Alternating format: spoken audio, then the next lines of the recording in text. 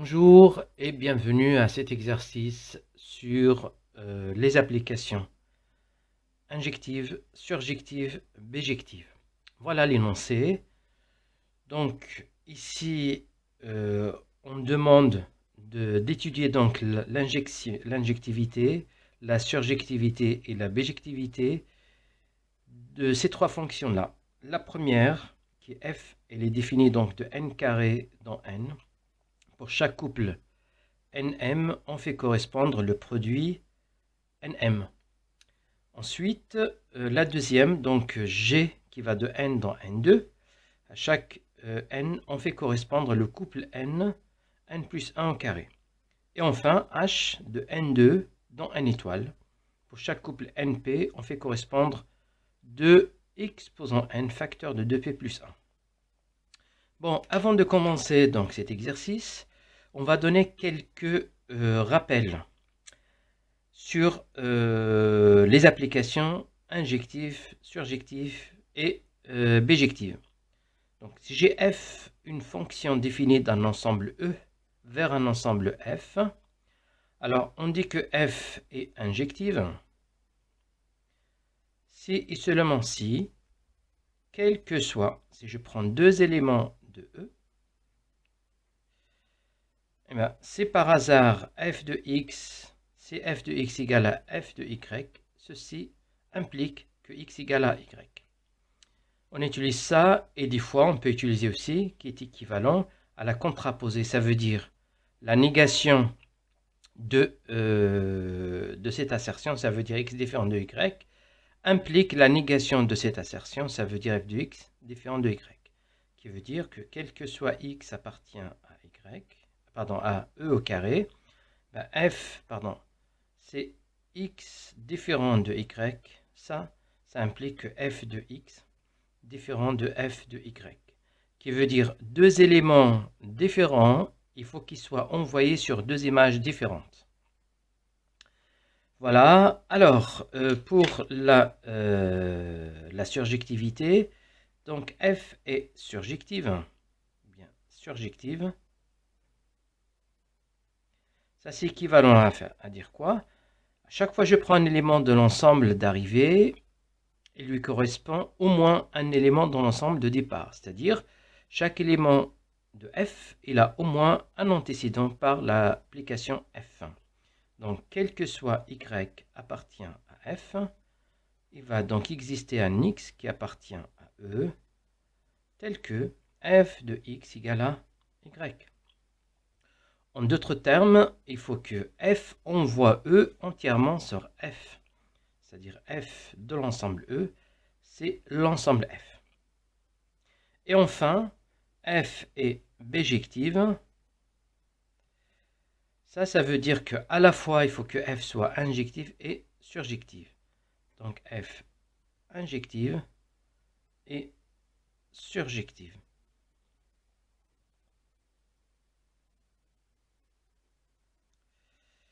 Voilà.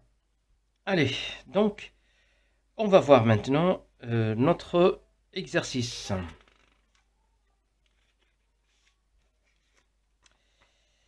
Très bien. Allez, on va commencer par l'injectivité de f et on va étudier par la suite la surjectivité. Donc, alors pour étudier l'injectivité, donc je prends deux éléments de couple ici, alors nm, alors soit nm et n'm', deux éléments de n carré, tels que f de nm égale à f de n'm'. Donc on va essayer la première et on verra est-ce que ça peut marcher. Ça veut dire quoi? Ben, ça veut dire que le produit nm égale à n'm'. Est-ce que si on a donc le même produit, est-ce que ça provient forcément de deux facteurs, en fait, des mêmes facteurs? Ben non, puisque par exemple, si je prends 20 et 20, je peux l'écrire par exemple sous la forme de 1 fois 20, qui veut dire l'image de 1, 20. Comme je peux l'écrire aussi, par exemple, 2 fois 10, qui va être donc l'image de 10, déjà, à partir de là, je peux dire que f n'est pas injectif, puisque f, on voit deux éléments différents sur le même nombre, ce qui contredit la deuxième insertion ici. Donc, on peut dire que f de 1, 20, est égal à f de 2, 10 par exemple, et le couple 1, 20 est différent du couple de 10. Et ça permet de dire que f n'est pas injective.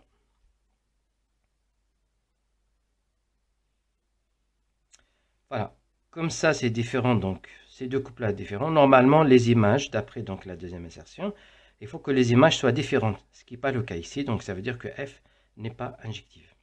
Donc la surjectivité, donc si je prends un élément de n, il faut que je démontre, en fait, il faut que je regarde est-ce qu'il peut avoir un antécédent. Alors, soit, donc f est injectif, donc soit ici, donc m appartenant à n. Est-ce qu'il a un antécédent par cette application-là? Oui, puisque m, c'est-à-dire est-ce que m, on peut le voir, se forme d'un produit de deux entiers? Mais bien sûr, puisque m, je peux l'écrire tout simplement 1 fois m. Donc du coup, eh ben, m, c'est l'image de 1m. Donc, f est surjective.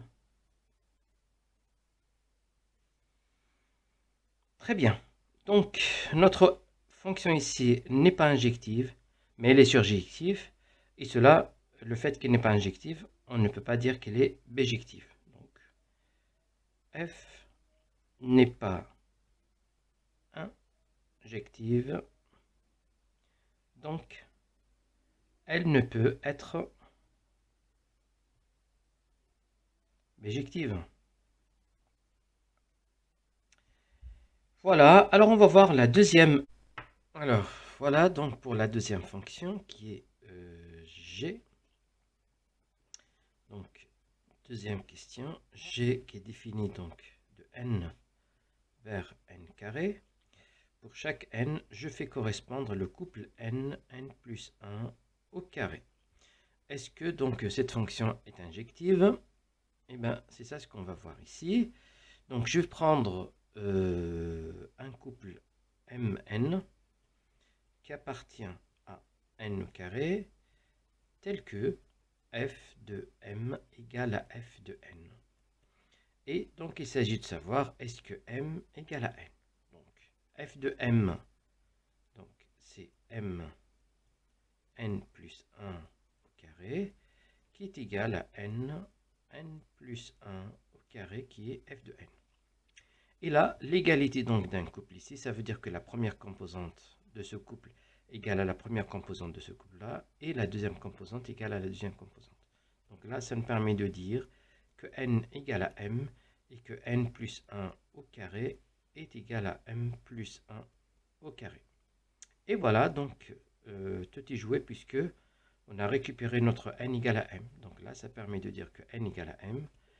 Et on en conclut que notre g est une fonction injective. Donc, g est injective. Alors, on va voir donc la surjection. Donc, la surjection, ça veut dire, est-ce que tous les éléments de n carré sont de la forme n plus 1 au carré?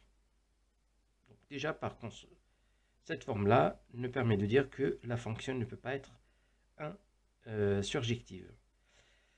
Pourquoi? Alors, regardez bien, si je prends par exemple le couple de 20, ou bien, allez, de 20. Donc, de 20, c'est de 20 à un antécédent par la fonction g. Forcément, l'antécédent, ça va être le nombre 2, donc d'après la construction de g. Or, g de 2, ça fait combien? Ça fait le couple 2 plus 1 exposant 2. Donc d'après ici. Et là, ça va faire 2. Alors, 3 au carré, donc ça fait 9. Et là, ça ne paraît pas être possible. Donc, ce couple-là, en fait, ce couple-là ne peut pas avoir d'antécédent par la fonction g. Donc, de 20, par exemple,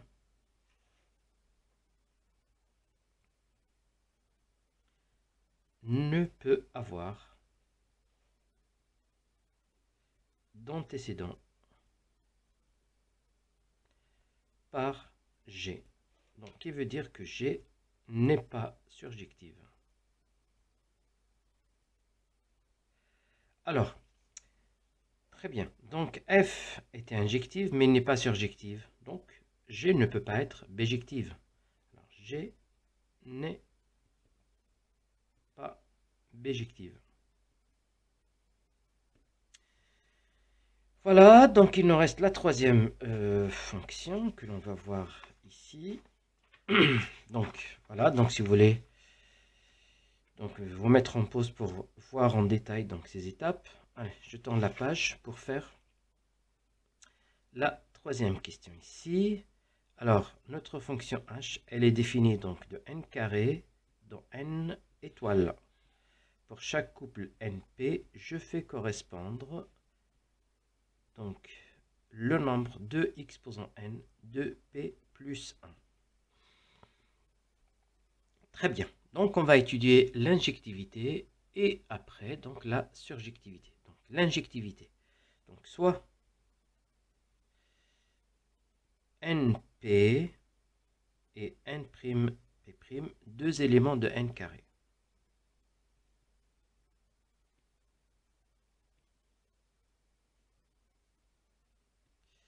Tel que quoi? Donc, h de np soit égal à h de n'p'. Et à partir de là, on doit déterminer si le couple np égale au couple n'p'. Donc ça entraîne quoi? Donc h de n, c'est 2n, facteur de 2p plus 1. Et là, c'est 2n', facteur de 2p' plus 1. Ce nombre-là, il n'est jamais égal à 0. Donc la plus petite valeur possible, en fait, oui, il y a 2, puisque on s'agit des entiers ici. Donc la plus petite valeur, c'est 2. Donc, je peux diviser tout par 2 exposant n', par exemple. Et là, je vais avoir 2. Lorsqu'on divise par 2n, 2 exposant n', je vais avoir 2 exposant n moins n'. 2p plus 1 égale à 2p' plus 1.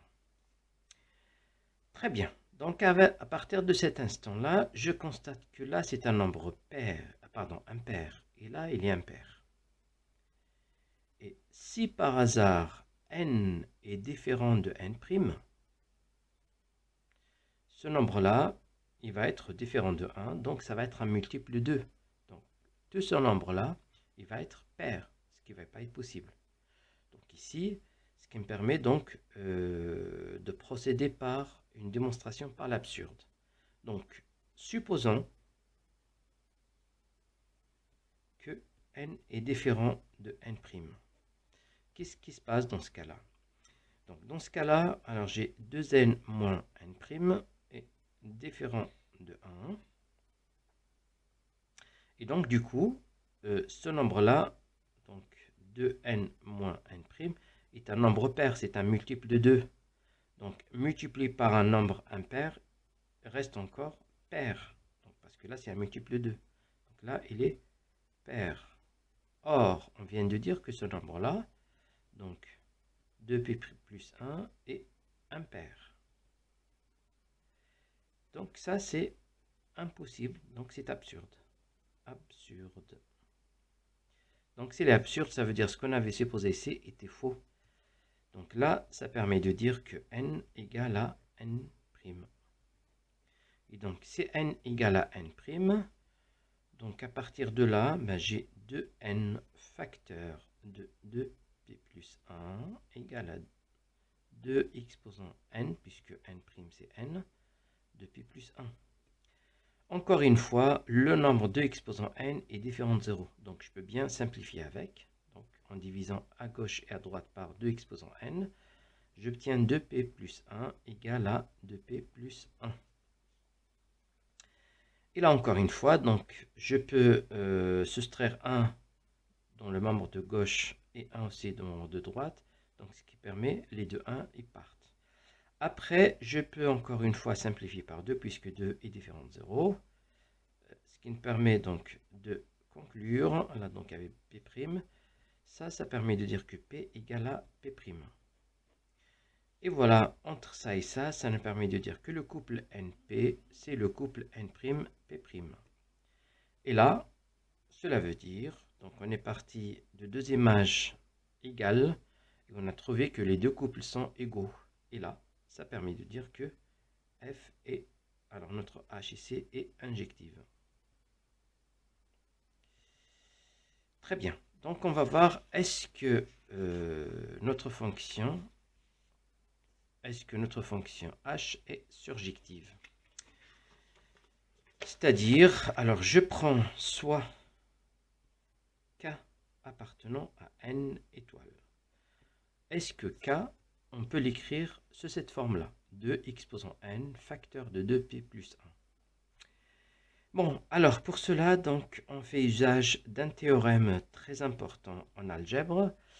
Donc, il s'agit de la décomposition d'un nombre entier non nul en facteur de nombre premier. Autrement dit, on va utiliser le théorème suivant, que je ne vais pas démontrer ici. Alors, chaque entier, donc, quel que soit k, ou quel que soit m si vous voulez, donc quel que soit m appartient à n étoiles, on peut toujours écrire m sous la forme d'un produit de nombres premiers distincts 2 à 2. P1 par exemple, jusqu'à par exemple, allez, jusqu'à L, alpha L. Avec les PI, donc P1, P2 jusqu'à PL, ce sont des nombres premiers distincts 2 à 2. Et les alpha I, ce sont donc les alpha I, ils appartiennent à N. Et PI, nombre premier. Donc 2 à 2 distincts.